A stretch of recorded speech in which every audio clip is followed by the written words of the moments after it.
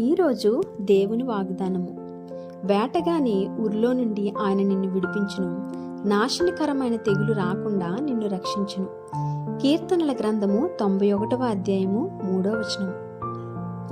నీ మీద ఎన్ని పన్నాగాలు పన్నెను నిన్నెవ్వరూ ముట్టలేరు. నీ చుట్టూ ఎన్ని శ్రమలున్నప్పటికీ అవి నిన్నేమీ చేయలేవు. నువ్వు అంధకారంలో ఉన్నట్టు నీకు అనిపించినప్పటికీ నిన్ను దేవుడు వెలుగులోకి తీసుకొస్తాడు. దేవుడు తన రెక్కల క్రింద నిన్ను దాచాడు.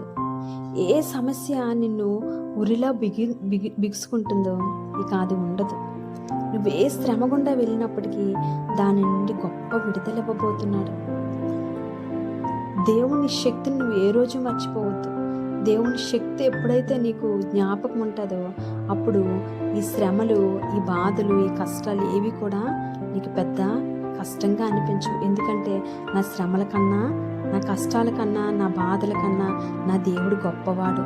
నా దేవుడికి సమస్తము సాధ్యము, ఆయన మాత్రమే చేయగలడు అని నీలో ఎప్పుడైతే ధైర్యం ఉంటుందో నువ్వు దేనికి భయపడవు. నువ్వు ఎలాంటి పరిస్థితి వచ్చినప్పటికీ కూడా నా దేవుడు దానిలో నుండి విడిపించగలడని గొప్ప ధైర్యం నీకు ఉంటుంది. ఏ కీడు, ఏ తెగులు కూడా నిన్ను, నీ కుటుంబాన్ని కూడా తాకలేదు.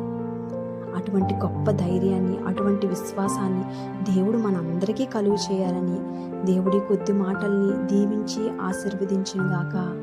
ఆమేన్.